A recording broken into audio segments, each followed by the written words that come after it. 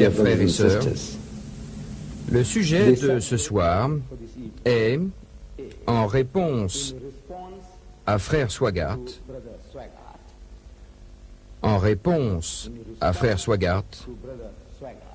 Mohammed, que la paix soit sur lui, dans la Bible. En réponse à frère Swaggart, à qui on avait posé la question la nuit dernière, quelqu'un lui avait demandé si Mohammed, que la paix soit sur lui, était mentionné dans la Bible. Écoutez la réponse de frère Swaggart. En général, toutes les religions cherchent à retrouver la Bible dans leur doctrine. Et c'est le cas du Coran. Le Coran prétend que la venue de Mohammed est annoncée dans la Bible. Mais Mohammed n'est pas cité dans l'Ancien Testament. Bref, il a dit non, il n'existe aucune mention de Mohammed dans la Bible. Le problème avec la nuit dernière, c'est que les questions étaient posées séparément à chacun de nous. Une à Didat, une à Swaggart. Une à Didat, une à Swaggart. Il n'y avait donc pas de débat entre Swaggart et Didat pendant le temps consacré aux questions. Voyez-vous, je ne pouvais pas dire « excusez-moi, mais il y a quelque chose là », puis engager un débat sur la question. Ce n'était pas l'occasion de le faire. Quoi qu'il en soit, je vais maintenant répondre à cette question à l'affirmation de frère Swaggart, selon laquelle Mohammed n'est nullement cité dans la Bible. L'assistance était plus nombreuse la nuit dernière, mais du moment où mon discours est enregistré, je suis certain que ma réponse sera apportée à la connaissance de frère Swaggart. J'ai rencontré un fidèle de son église et j'espère qu'il lui transmettra mon message. J'aime et j'admire frère Swaggart et son épouse Frances. J'ai rencontré ce couple avant notre réunion, notre débat, et j'ai bien apprécié leur compagnie. Et il me semble qu'ils ont apprécié la mienne également. Un couple merveilleux, vous savez, un couple charmant. Ce matin, je disais à quelqu'un que si le charme pouvait convertir, le charme, croyez-moi, je serais devenu chrétien. Je me serais converti. Et voyez-vous, le charme est là, mais la théologie n'est pas juste. Le concept de Dieu n'est pas juste, mais c'est un couple charmant. Je rends hommage à frère Swaggart et à son épouse. Revenons maintenant à notre sujet. J'ai déjà traité cette question à plusieurs reprises, et lorsque j'ai commencé à m'y intéresser, à chercher ce que dit la Bible à propos de Mohammed, que la paix soit sur lui, je ne savais pas, au début, que le prophète Mohammed, que la paix soit sur lui, était nommément cité dans la Bible. Nommément cité. Ça m'a échappé pendant très longtemps. Les gens instruits ont dit « Où voyez-vous ça, frère Swaggart ?» affirme qu'il a lu la Bible maintes et maintes fois. Certains versets qu'il cite dans ses ouvrages, il les a lus maintes et maintes fois. J'ai lu la Bible d'innombrables fois, d'autres ont fait autant qui me sont supérieurs en érudisme et qui connaissent l'hébreu et le grec.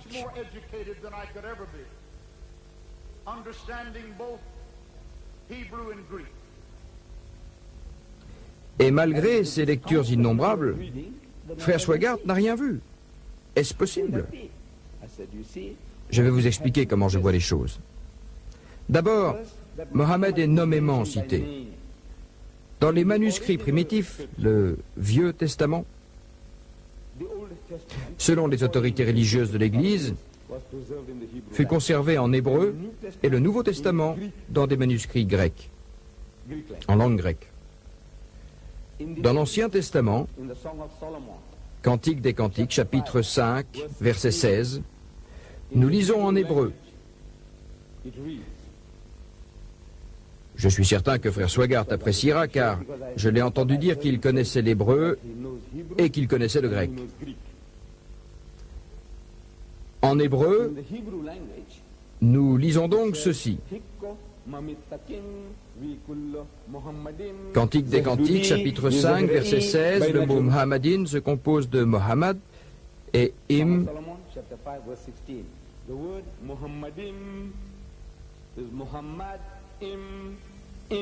Im. Im. Im est le pluriel de respect en hébreu. Le premier verset de la Bible dit, livre de la Genèse, chapitre 1, verset 1, « Au commencement, Dieu créa les cieux et la terre. » Le mot Dieu en hébreu, c'est Elohim. En hébreu, El désigne Dieu, Ella désigne Dieu, Elohim est une forme de pluriel qui marque le respect et la révérence. Pluriel de respect.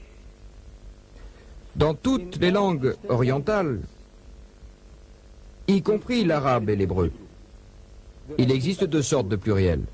Dans ma langue maternelle, nous avons le pluriel de respect et le pluriel des nombres. En ourdou, pluriel de respect et plusieurs des nombres. Dans le Coran également, nous trouvons exactement la même chose. Comme dans ce verset, Dieu dit,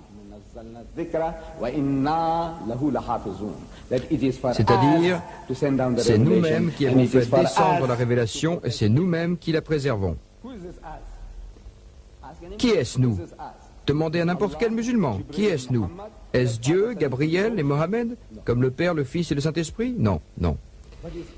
C'est quoi ce nous? Que désigne-t-il?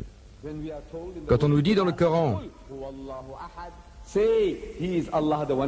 dit c'est lui, Dieu, seul et unique. Ici, il parle de nous. Aucun chrétien arabe n'a posé la question aux musulmans. Aucun chrétien arabe n'a demandé aux musulmans qui est ce nous. Car il sait que dans sa langue, il existe deux sortes de pluriels. Le pluriel de nombre et le pluriel de respect. Ce nous, c'est comme dans les décrets royaux. Vous avez le pluriel de respect. Nous avons décrété, dit la reine, nous. Qui désigne-t-il ce nous? Non pas elle, son époux et son fils, non, non, non. Il ne s'agit que d'elle seule. Le pluriel de majesté. Ainsi, Elohim est un pluriel de respect. Im, El, c'est Dieu. Ella, c'est Dieu. Elohim, c'est plus qu'un pluriel de respect. Mais nos frères chrétiens, vous savez, lorsqu'ils veulent expliquer la Trinité, que Dieu Tout-Puissant se manifeste dans trois personnes, trois personnalités, une Trinité, ils disent que ce S désigne le Père, le Fils et le Saint-Esprit parce que c'est au pluriel. Admettons que c'est au pluriel. Mais s'il désigne les dieux, c'est la traduction exacte. Mais il n'existe aucune Bible, aucune des différentes versions de la Bible, pas une seule Bible au monde où il est dit, au commencement, les dieux ont créé les cieux et la terre. Je vous demande pourquoi êtes-vous si malhonnête? Si c'est au pluriel, pourquoi n'employez-vous pas la marque du pluriel? Pourquoi ne dites-vous pas au commencement, les dieux ont créé les cieux et la terre? Pourquoi dites-vous Dieu? Voyez-vous, si c'est au pluriel, dites-le franchement, dites qu'il y a des dieux.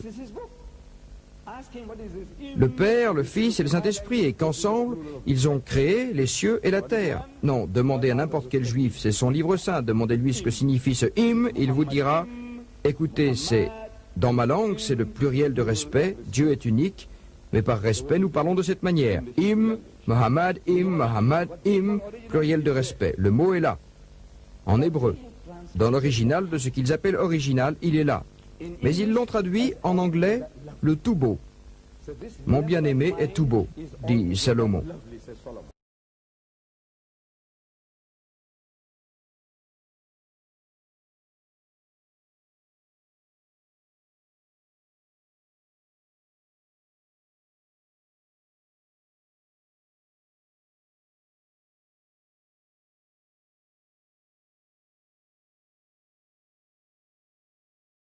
Quand vous lisez le tout beau, il ne vous vient pas à l'esprit de l'associer avec le mot Mohammed. Vous le lisez des milliers de fois, le tout beau, ou disons-le dans une autre langue, le loué. Mohammed veut dire le loué. Quand vous dites le loué, vous ne pensez jamais qu'on parle de Mohammed, quoique Mohammed veuille dire le loué. Vous n'avez pas le droit de traduire les noms propres, quels qu'ils soient. Votre nom ne doit pas être changé. Monsieur Noir est Monsieur Noir, même s'il est blanc. Qu'il soit européen ou caucasien, vous n'avez pas le droit de dire Monsieur Aswad. Vous ne pouvez pas l'appeler Monsieur Aswad. Il est Monsieur Noir. En ourdou, je dis Monsieur Noir. Je ne peux pas dire Monsieur Kala. Je n'ai pas le droit de traduire les noms propres. Vous savez, à une certaine époque, le président de l'Afrique du Sud était Mynheer Swart. En afrikaans, Mynheer veut dire monsieur, et Swart, noir.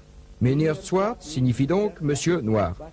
Mais je dois conserver le mot Swart pour que vous sachiez qu'il est Afrikaner. Si je traduis par monsieur noir, vous pourrez penser qu'il est français. Si je le traduis par Kala, vous croirez que c'est un Pakistanais. Voyez-vous, si je le traduis en zoulou, Memza Miyama, ce qui veut dire noir, vous allez penser qu'il est zoulou. Le président d'Afrique du Sud. Vous n'avez pas le droit de traduire les noms propres. Mais ils l'ont fait. Mohamedine, ils l'ont traduit par le tout beau. Mais le mot Mohammed est là, en hébreu, dans les textes originaux. Ainsi,